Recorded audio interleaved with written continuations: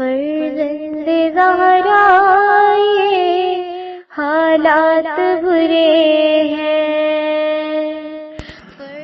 کاشانۂ بصیرت ایک ایسا مکمل یوٹیوب چینل جس پر محروم بصارت کے لیے بالخصوص اور تمام افراد کے لیے بالعموم سینکڑوں کی تعداد میں اسلامی کتب دستیاب ہیں۔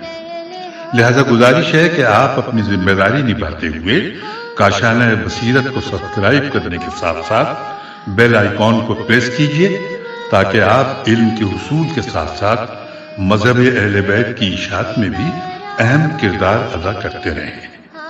کاشانۂ بصیرت، کاشانۂ بصیرت، کاشانۂ بصیرت۔ فرزند زہرا یہ حالات برے ہیں۔ السلام علیکم ورحمۃ اللہ وبرکاتہ۔ سامعین، آپ سماعت فرما رہے ہیں آئینہ حقیقت، امام حسین علیہ السلام آیت اللہ عظمیٰ محمد تقی بہجت کے کلام میں۔ ترجمہ کیا ہے نون میم نقوی صاحب نے۔ آج ہم آپ کے سامنے اس کی چوتھی ریکارڈنگ پیش کر رہے ہیں، صفحہ نمبر 59، فصل دوم شروع ہو رہی ہے، جس کا عنوان ہے محبت اور توسل۔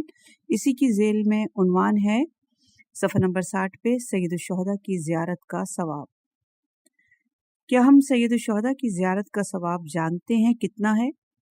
کیا ہم جانتے ہیں کہ وہ روایات جو سید الشہداء کی زیارت کے بارے میں وارد ہوئی ہیں کہاں پہنچاتی ہیں؟ ہم کچھ کہہ سکتے ہیں کہ شب جمعہ کو امام حسین کی زیارت کرنے والا اس شخص کی طرح ہے جو خدا کی اس کے عرش پر زیارت کرے۔ اس کا کیا مطلب ہے؟ کیا ہم انہیں سمجھ سکتے ہیں؟ یا یہی امام حسین پر گریہ کرنے کا یہی ہم سمجھ سکتے ہیں کہ امام حسین پر گریہ کرنے کا کتنا ثواب ہے؟ کیا ہم اس کے لیے کوئی ایسی حد بیان کر سکتے ہیں کہ پھر اس سے اوپر نہیں؟ گریہ کی اہمیت اس حد تک ہے کہ کہتے ہیں کہ اگر چھوٹا سا آنسو بھی سید الشہداء سے اذن دخول میں آ گیا، وہ آنسو اذن دخول کی علامت ہے، یعنی داخل ہو جاؤ۔ اگر میری آنکھوں میں آنسو آتا ہے تو اس سے کیا تعلق ہے کہ انہوں نے اجازت دے دی ہے؟ کیا معلوم کہ یہ واقعات کیا ہیں؟ نتیجہ یہ ہے کہ ہم اس وقت معاویہ کی طرح گرفتار ہیں کہ جیسے ہر قسم کی بات اس سے ہے، حتیٰ کفر کا کلمہ۔ صفحہ نمبر 61، عنوان ہے زیارت کے آداب۔ ایک بار اپنے چند رفقا کے ساتھ ثامن الائمہ کی زیارت کا ارادہ کیا، گئے ان کی خدمت میں اور ان سے آداب زیارت کے متعلق سوال کیا۔ وہ تھوڑے تأمل کے بعد بولے، سب سے اہم آداب زیارت یہ ہے کہ ہم جانتے ہوں کہ معصومین کی حیات اور موت میں کوئی فرق نہیں، اور اس جملے کے علاوہ اور کچھ نہیں فرمایا۔ اس کے بعد جب دوستوں سے گفتگو کی تو دیکھا کہ شاید سب سے اہم بات تمام آداب زیارت کا اس ایک جملے میں خلاصہ کیا جا سکتا ہے۔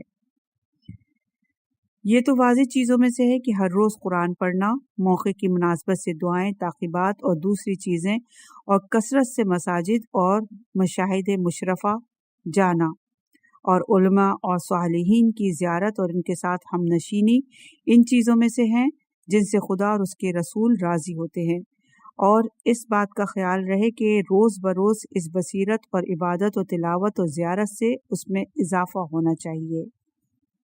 صفحہ نمبر 62، عنوان ہے آئمہ علیہ السلام سے انس۔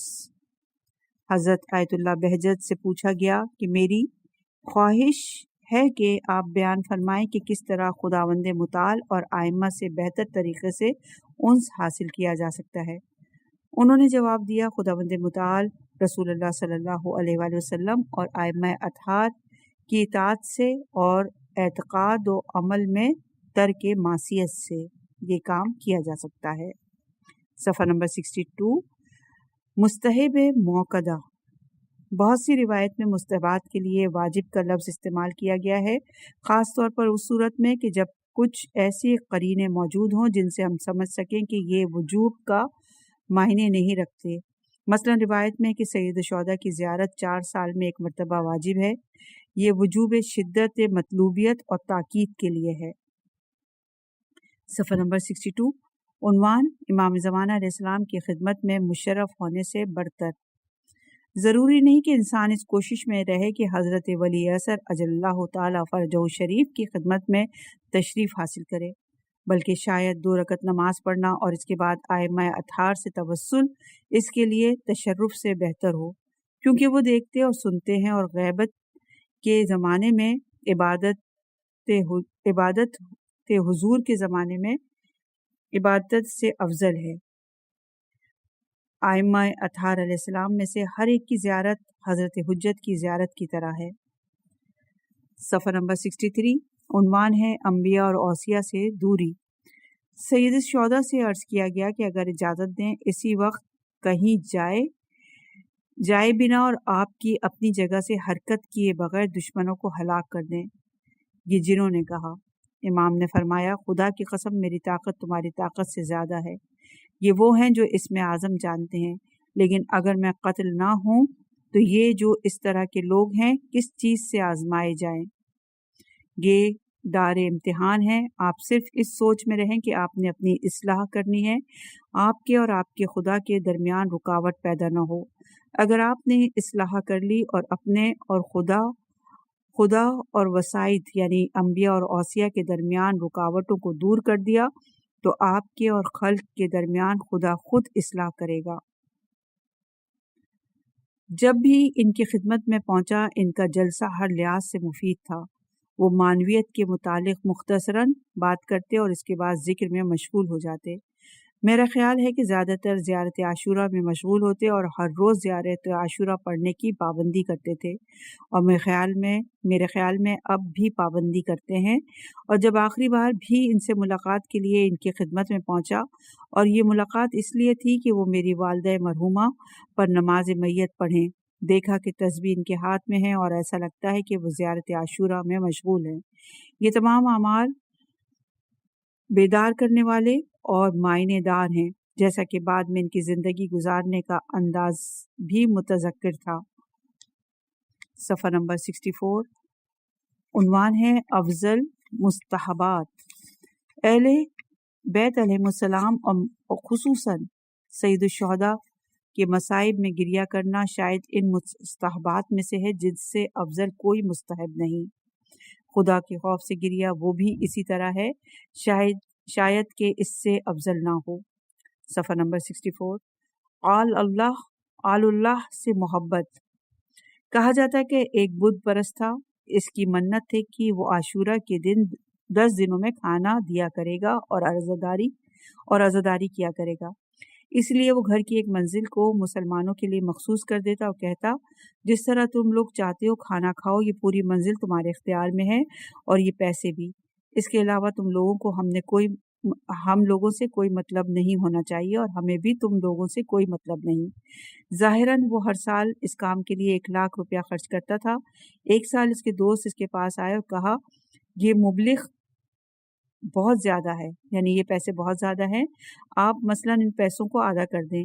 1 لاکھ روپیہ اس زمانے میں زیادہ ہوتا تھا۔ انہوں نے کہا کہ آدھا کر دو۔ اسی وقت جب وہ سوچ رہا تھا کہ کیا کروں، ایک کارخانہ بنا رہا تھا اور کارخانے کا افتتاح کرنے گیا تھا۔ جس وقت وہ اس جگہ کا معائنہ کر رہا تھا، اس کا لباس کارخانے میں استعمال ہونے والے ایک پہیے سے الجھ جاتا ہے اور وہ لوہے کے اندر چلا جاتا ہے۔ ظاہری طور پر اس کا کام تمام ہو گیا تھا اور اس کی موت یقینی تھی، لیکن وہ دیکھتا ہے کہ کسی شخص نے اندر سے اسے پکڑا اور باہر پھینک دیا۔ جب اس کے پاس پہنچے وہ بے ہوش تھا۔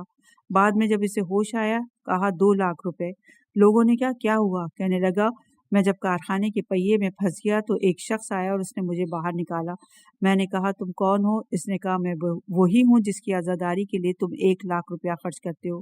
جب ہوش میں آیا تو چلایا کہ اب مجھے 2 لاکھ روپے دینے چاہیے۔ البتہ کوئی شک نہیں بلکہ یقین ہے کہ اگر کوئی بت پرست بھی ہو، ایک توفیق میں مسلمان ہو جائے اور اگر نہ ہو تب بھی اس کے عذاب میں تخفیف دے دی جائے۔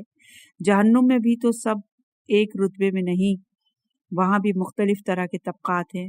بعض لوگوں سے نفرت کرتے ہیں، خدا جانتا ہے کہ ان کی نفرت کیا ہے، اور کہتے ہیں خدا نہ کرے کہ ہم ان کے پہلو میں جائیں، کیونکہ ان کا عذاب اس طبقے میں نچلے طبقے کی نسبت رحمت ہے۔ صفحہ نمبر 69 عنوان ہے حقیقت توسل۔ میرا خیال ہے کہ انسان اگر مشاہد مشرفہ میں ہر ایک کا طواف کرے، اس نے تمام مشاہد کی تمام جگہ زیارت کی ہے اور یہ اس کے لیے مفید ہے، زندہ ہیں اور خدا کے پاس رزق پا رہے ہیں اور دوسروں کے ساتھ قابل قیاس نہیں ہیں۔ سورہ آل عمران کی آیت نمبر 169 کا ترجمہ پیش کیا۔ ہم جہاں بھی ہوں ان میں سے ہر ایک سے متوسل ہو سکتے ہیں۔ زیارت سید الشہداء میں تمام ائمہ بلکہ انبیاء پر بھی سلام بھیجا گیا ہے، آدم و نوح اور ابراہیم و موسیٰ، عیسیٰ اور محمد صلی اللہ علیہ وآلہ وسلم صلوات اللہ علیہم اجمعین۔ اگر کوئی چاہتا ہو کہ ان کے دیدار کی پیاس کو اپنے وجود میں کچھ کم کر سکے تو زیارت مشاہد سے مشرفہ ان سے ملاقات اور دیدار حضرت غائب کی منزلت پر ہے۔ وہ ہر جگہ حاضر اور ناظر ہیں۔ جب بھی انسان ان میں سے کسی ایک کی طرف متوجہ ہو، ایسا ہی ہے جیسے سب کی طرف متوجہ ہوا ہو اور سب کی زیارت کی ہو۔ انہوں نے بھی فرمایا ہے کہ تم اپنی اپنی اصلاح کرو، ہم خود تمہارے پاس آئیں گے اور کوئی ضرورت نہیں کہ ہمارے پیچھے آؤ۔ دوسرا راستہ قرآن سے توسل ہے۔ یہ شریک قرآن ہے بلکہ عین قرآن ہے، گرچہ کہ اکثر مسلمان قرآن پر تو اعتقاد رکھتے ہیں لیکن امامت اہل بیت کے قائل نہیں۔ البتہ یہ حیرت کی بات نہیں کہ مسلمانوں کی اکثریت غلطی پر ہے، کیونکہ ہم جانتے ہیں کہ دنیا کے سب سے زیادہ معتدین لوگ عیسائی ہیں جو قائل ہیں کہ قرآن باطل ہے، اس لیے کہ اکثریت میزان برتری نہیں ہے، لیکن اس لیے اکثریت میزان برتری نہیں ہے، یعنی اگر وہ بہت زیادہ بھی ہے تو یہ ان کی برتری نہیں ہے، کیونکہ یہی دلی سکون اس شخص کو بھی حاصل ہوتا ہے جو شمائل امام زمانہ اجل اللہ تعالیٰ فرجہ شریف کو دیکھ لے۔ صفحہ نمبر 67۔ اہل بیت علیہ السلام کی رضائیت۔ خدا کرے کہ ہم اس گھرانے کی رضائیت کو جو خدا کی رضائیت ہے کبھی خارج نہ ہو۔ اگر ہم دوسروں کی رضائیت کے طلبگار ہو گئے تو پچھتائیں گے اور معلوم نہیں کہ اس پچھتاوے کا ازالہ کر سکیں۔ صفحہ نمبر 67۔ عنوان سچی محبت۔ سچی محبت وہ ہوتی ہے جس میں مخالف کی محبت نہ ہو۔ جو بھی چاردہ معصومین میں سے ہر ایک سے محبت کرتا ہو سمجھو اس کا کام پورا ہے، فقط شرط یہ ہے کہ اس کی محبت سچی ہونی چاہیے۔ صفحہ نمبر 68۔ عنوان ہے اہل بیت علیہ السلام کے بیانات سے دوری۔ ہم جتنا اہل بیت علیہ السلام کے بیانات سے دور ہوں گے اتنا ہی خود ان سے دور ہیں۔ ممکن ہے کہ احادیث کی طرف کثرت سے رجوع کرنے سے مختلف مطلب کے علم حاصل ہوں اور ائمہ کا مزاج ہمیں معلوم ہو، اگرچہ مراجعہ نہ کرنے کی وجہ سے کچھ چیزیں ہم سے رہ جائیں تو ہمارے پاس کیا عذر ہوگا۔ صفحہ نمبر 68۔ عنوان ہے امام بارگاہ بنانا۔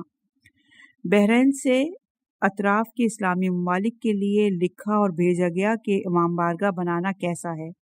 عربستان سے جواب آیا، جس نے حسین کے لیے عمارت بنائی یقیناً اس نے آتش جہنم میں عمارت بنائی ہے۔ لیکن مصریوں نے جواب میں لکھا، جس نے حسین کے لیے عمارت بنائی یقیناً اس نے جنت میں عمارت بنائی ہے۔ صفحہ نمبر 68۔ عنوان ہے مجالس حسینی میں حضرت حجت علیہ السلام کی موجودگی۔ بہت زیادہ دیکھا گیا اور کہا گیا کہ حضرت حجت اجل اللہ تعالیٰ فرجہ شریف کو مجالس توسل یا حدیث قصہ میں حاضر دیکھا گیا ہے، گرچہ کہ ان کے جد بزرگوار پیغمبر اکرم صلی اللہ علیہ وآلہ وسلم بلکہ امیر المومنین اور بی فاطمہ الزہرا اور حسنین علیہ السلام بھی حاضر تھے، کیونکہ اہل قصہ ان حضرات سے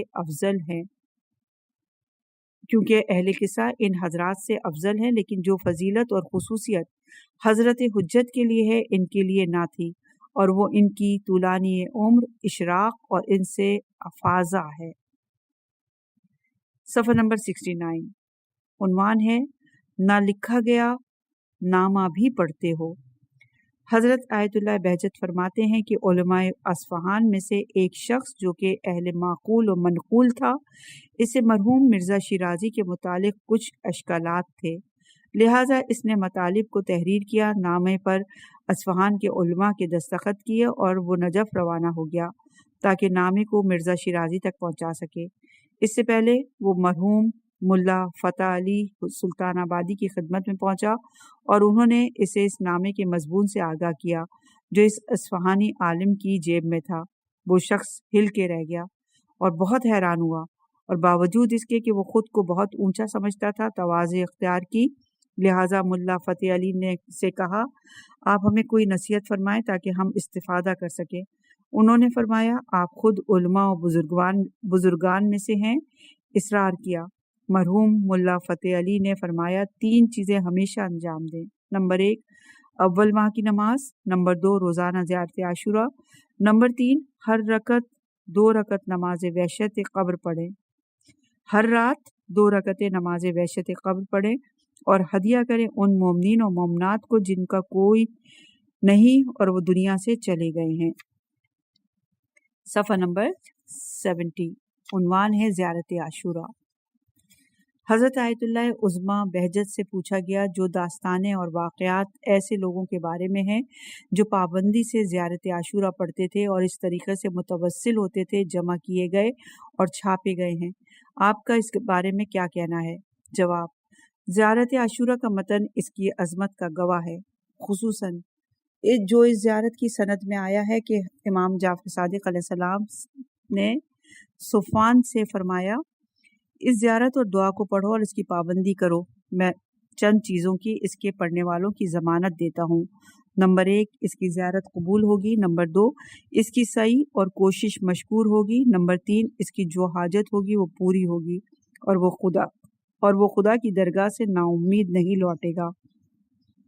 اے صفوان، میں نے زیارت کو اس ضمانت کے ساتھ اپنے والد سے لیا ہے، اور انہوں نے اپنے والد سے، یہاں تک کہ امیر المومنین اور حضرت امیر المومنین نے رسول خدا سے، اور رسول خدا نے جبرائیل سے، اور جبرائیل علیہ السلام نے بھی خدا متعال سے، ہر ایک نے زیارت کو اسی ضمانت کے ساتھ تخفیف کیا ہے، اور خداوند متعال نے اپنی ذات اقدس کی قسم کھائی ہے کہ جو کوئی زیارت کو پڑھے گا، اس کی دعا اور زیارت کو قبول کروں گا اور اس کی جو حاجت ہوگی پوری کروں گا۔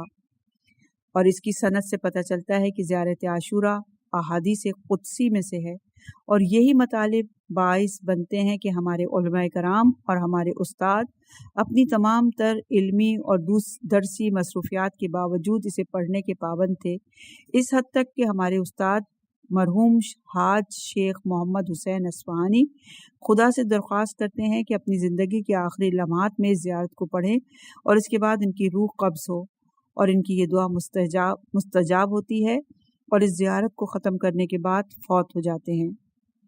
شیخ صدر آباد کوبائی علوم عقلی و نقلی میں اپنے تحجر کے باوجود اس طرح زیارت عاشورہ کے پابند ہے کہ کبھی بھی اسے ترک نہیں کیا، اور کسی کو بھی یقین نہیں ہوتا تھا کہ وہ اس طرح عبادات اور زیارت عاشورہ کے پابند ہوں گے۔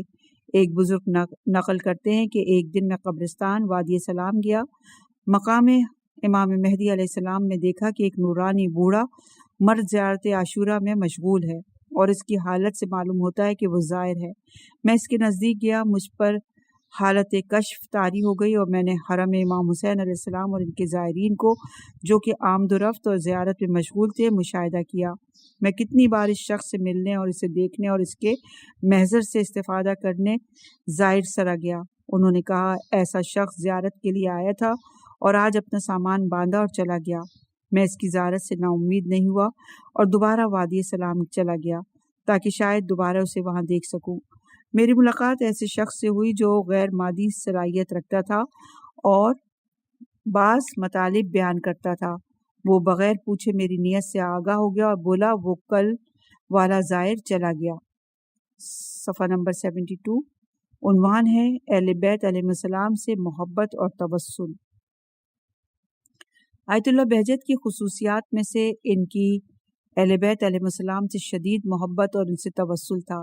میں نے کئی بار دیکھا کہ وہ زیارت عاشورہ کو 100 بار لعن اور سلام کے ساتھ پڑھتے تھے۔ صفحہ نمبر 72، اگلا عنوان تربیت امام حسین علیہ السلام۔ میرا ایک دوست چند سال پہلے بیمار ہو گیا۔ اس طرح کہ ایران میں اس کے علاج سے عاجز ہو گئے سب لوگ۔ وہ ملک سے باہر جانے سے پہلے آیت اللہ بہجت کی خدمت میں حاضر ہوا اور اپنی بیماری کی مشکل پیش کی۔ حضرت آیت اللہ بہجت نے تھوڑی سی تربت امام حسین علیہ السلام اسے شفا کے لیے دی، اور ہمارے دوست نے تھوڑی سی خاک کھائی اور چند روز بعد ملک سے باہر چلا گیا۔ ہم معذرت خواہ ہیں، اس کی پرنٹنگ کی غلطی کی وجہ سے جو ہم نے عنوان پڑھا وہ یہاں پہ تربیت لکھا ہے، لیکن اس کا عنوان بنے گا تربت امام حسین علیہ السلام۔ جب وہ ملک سے باہر آ گیا اور اپنی بیماری کو وہاں کے ڈاکٹروں کے سے بیان کیا اور انہوں نے اس کا معائنہ کیا تو دیکھا کہ اسے کوئی بیماری نہیں، لہٰذا اسے ایران روانہ کر دیا، اور اسے ابھی تک کوئی مشکل پیش نہیں آئی، اور وہ مکمل صحت کے ساتھ بحث اور درس میں مشغول ہے اور بہت کامیاب طلباء میں سے ہے۔ صفحہ نمبر 73، عنوان ہے بندگی کی آزمائشیں اور تجربے کا معیار۔ مرحوم آقا مرزا جواد آقا ملکی سے نقل ہے کہ فرمایا کہ کیا کبھی ایسا ہوا کہ اپنے آپ کو عبودیت اور بندگی کی سچائی میں آزمایا ہو تاکہ جان سکیں کہ کیا آپ بندے خدا ہیں یا نہیں؟ اس طرح کہ سوچئے کہ اگر آپ اپنی بیوی اور بچے کو زیارت کربلا کی نیت سے تیار کریں اور تمام تر مشکلات برداشت کر کے اور بہت سارا پیسہ خرچ کر کے انہیں اپنے ساتھ لے کر سرحد تک جائیں، لیکن وہاں آپ سے کسی حرام کام مثلاً اپنے آپ کو ننگا کرنا یا اجنبی لوگوں کا آپ کی بیوی اور بیٹیوں کو دیکھنے کا ارتکاب کریں تاکہ یہ آپ کے وہاں سے نکلنے اور پاسپورٹ لینے اور سرحد عبور کرنے کی اجازت کا مقدمہ بن سکے، اس حالت میں آپ اپنے آپ کو کیسا پاتے ہیں؟ کیا آپ اپنے آپ سے کہتے ہیں کہ ایک حرام کو انجام دینے میں کیا حرج ہے؟ ہم اتنی تکلیف اٹھا کر اتنے پیسے خرچ کر کے یہاں تک پہنچے ہیں، اب اس حرام کا ارتکاب ہونے دیں تاکہ یہاں سے عبور کر سکیں، یا پھر تمام تر شجاعت اور مردانگی اور پھول جیسی متانت کے ساتھ ان تمام تکلیفوں اور راستے کی دوری اور سفر کے لیے مال و اسباب خرچ کرنے کے باوجود اپنے خاندان کے ساتھ واپس آ جائیں، کیونکہ جس نے فرمایا کہ زیارت مستحب ہے اور میں قربت کی نیت سے اور خدا کے بلانے اور اس کے حکم کو انجام دینے کی غرض سے یہاں تک آیا اور اس تمام نقصان کا متحمل ہوا، وہ حرام کو جائز نہیں سمجھتا، اور میں اسی کی نہیں اور زجر کی غرض سے دوبارہ بغیر کسی پریشانی اور ناراضگی کے لوٹ جاؤں، کیونکہ میں بندہ ہوں اور چاہتا ہوں کہ زیارت سید الشہداء کو خدا کی رضا کے لیے انجام دوں، نہ کہ اپنے دل کی خواہش کے لیے، اور اگر خدا کے لیے ہے تو خدا فرماتا ہے حرام کام انجام نہ دو اور زیارت کے لیے نہ جاؤ، لہٰذا مجھے چاہیے کہ خدا کا امر انجام دوں اور اس کی خاطر زیارت پہ نہ جاؤں، لیکن اگر ایسا نہ کیا اور واپس نہ آیا تو یقیناً ناقص الایمان ہے، کیونکہ خداوند متعال فرماتا ہے سورہ نساء کی آیت نمبر 65 میں، پس تیرے پروردگار کی قسم ایمان نہیں لے کے آئیں گے یہاں تک کہ وہ اپنے درمیان پیش آنے والے اختلافات میں تجھے یعنی پیغمبر اکرم صلی اللہ علیہ وآلہ وسلم کو حاکم نہ بنائیں، اس کے بعد جو تو نے قضاوت کی ہے اس کے لیے دل میں کوئی تنگی کا احساس نہ کریں اور اپنے آپ کو تسلیم کر دیں خدا اور تیرے حکم کے لیے۔ صفحہ نمبر 74، عنوان ہے یا حسین کی صدا۔ بعض اسلامی فرقے جب چاہتے تھے کہ کسی شہر کو غارت یا قتل عام کریں تو ان کا سارا لشکر پوچھتا کیا اس شہر میں کوئی شیعہ ہے؟ کہا گیا اس شہر میں 3 لوگ شیعہ ہیں، وہ تو کافر ہیں کیونکہ عباد علی پرست ہیں، باقی لوگ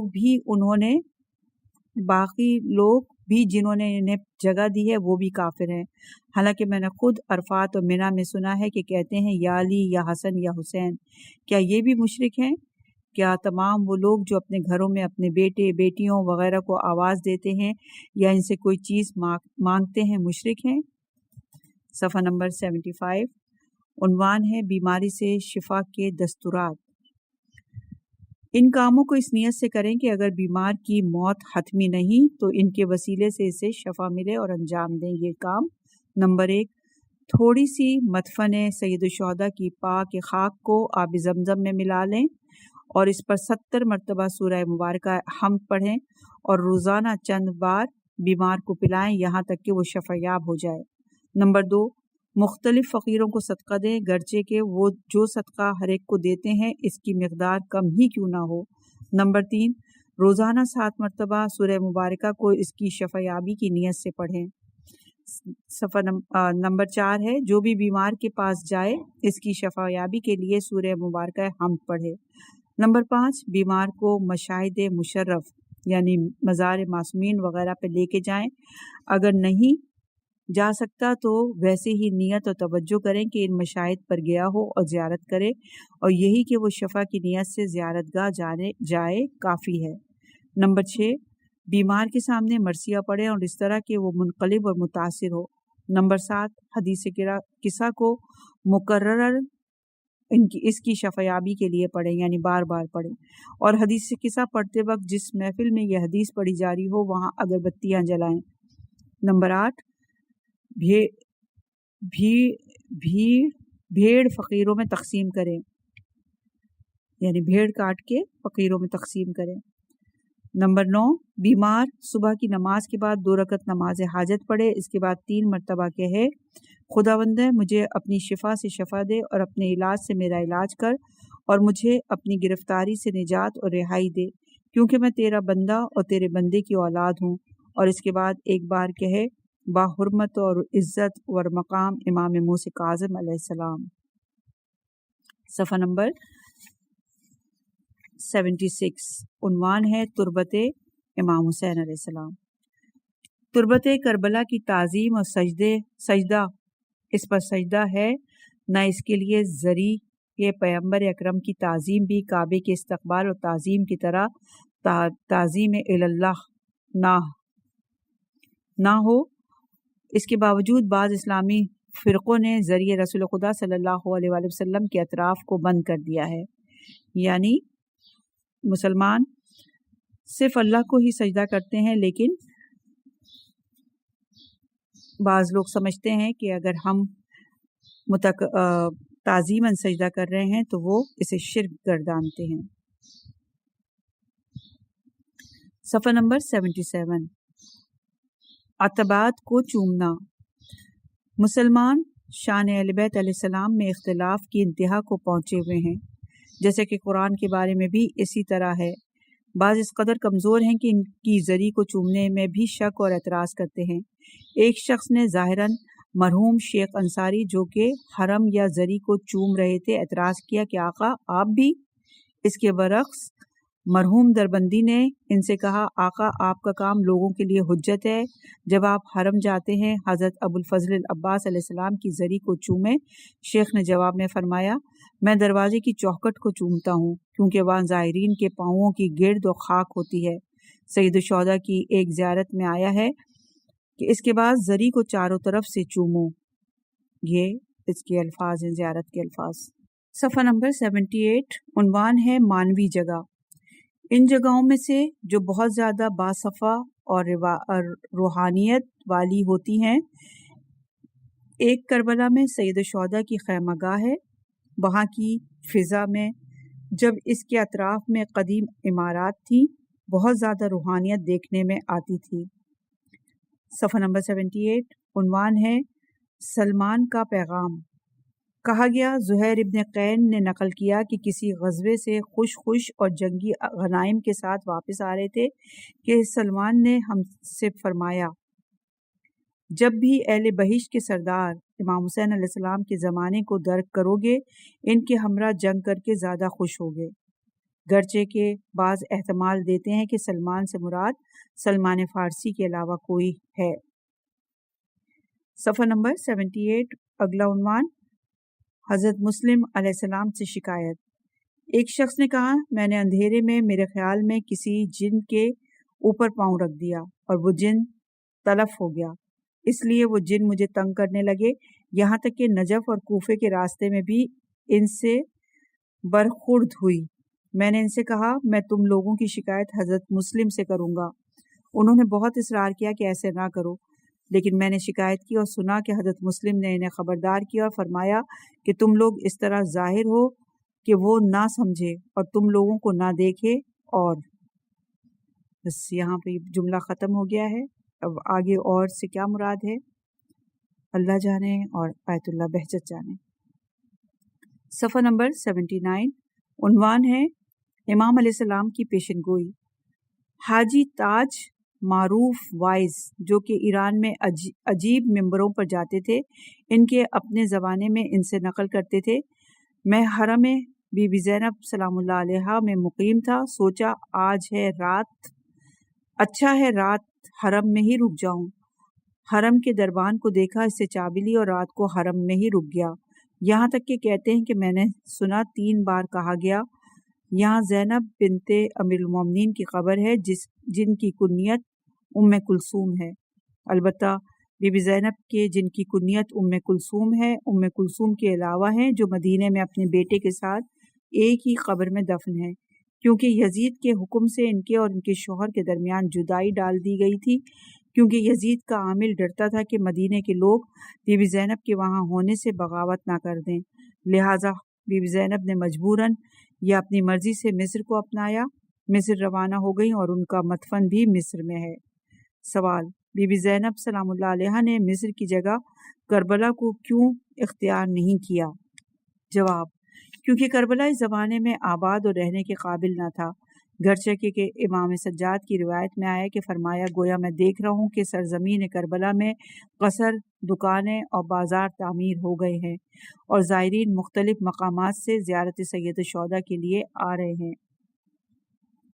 صفحہ نمبر 80، عنوان ہے زینبیہ کی کرامات۔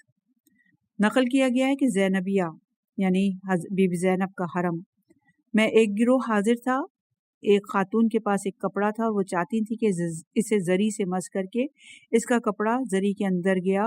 متولی نے کہا اس کپڑے کو چھوڑ دو، میں اس کی جگہ تمہیں دو کپڑے دوں گا، لیکن وہ خاتون نہیں مان رہی تھی۔ اچانک کیا دیکھتے ہیں کہ وہ کپڑا سیدھا اوپر آتا ہے اور وہ خاتون ہاتھ بڑھا کر اپنا کپڑا لے لیتی ہیں۔ خدا جانتا ہے کہ جب لوگ اس طرح کے عجیب و غریب واقعات کو، کرامات کو مشاہد مشرفہ اور امامزادوں کے مزاروں پر دیکھتے ہیں تو ان کے عقائد کتنے مضبوط ہو جاتے ہیں۔ حضرت ابو الفضل عباس علیہ السلام سے ناراض مت ہو۔ صفحہ نمبر 80، دارالسلام کتاب میں آیا ہے کہ ایک طالب علم کی 3 حاجتیں تھیں اور وہ مدتوں سے یہ حاجات حضرت ابو الفضل عباس سے کی زیارت میں مشرف ہو رہا تھا اور کہہ رہا تھا۔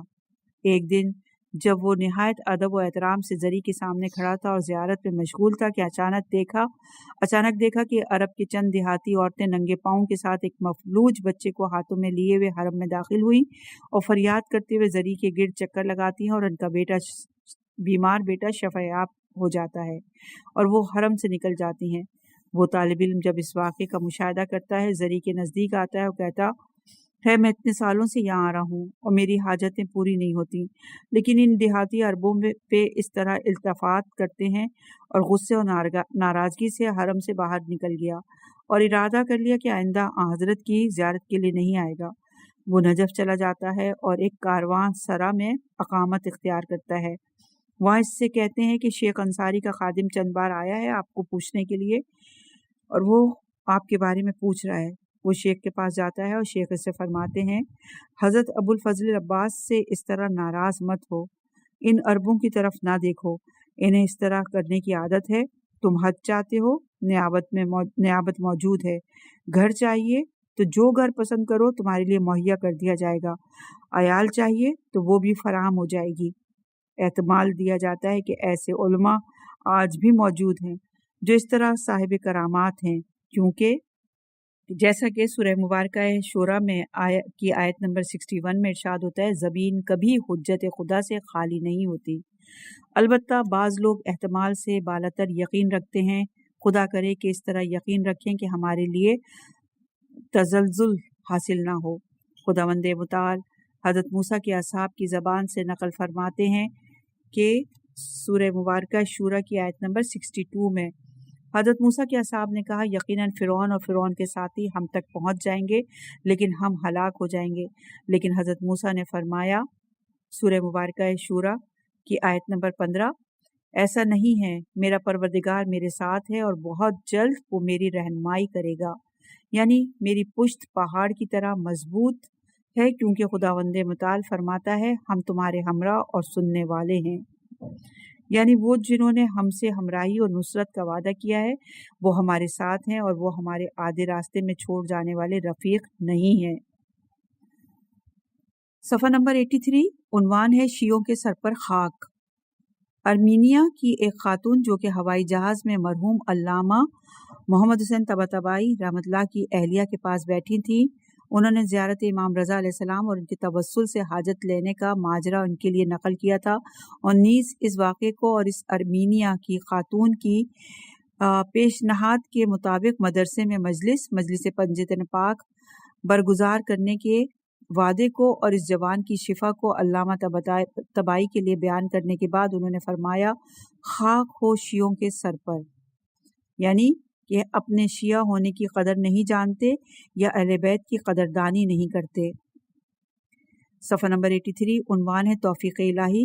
مرحوم شیخ انصاری باوجود اس کے کہ ان کی ایک آنکھ تھی اور وہ رات کو مطالعہ نہیں کر سکتے تھے، دن میں ان کی یہ سب تدریس، تالیف اور عبادت تھی۔ ہر روز زیارت عاشورہ 100 لعن اور سلام کے ساتھ حضرت امیر المومنین کی قبر کے بالا سر آدھے گھنٹے کھڑے ہو کر پڑھتے، نماز جعفر طیار اور قرآن کا ایک جز بھی توفیق مانوی سے پڑھا کرتے تھے۔ صفحہ نمبر 84 عنوان ہے اہل بیت سے رابطہ۔ حضرت آیت اللہ بہجت سے پوچھا گیا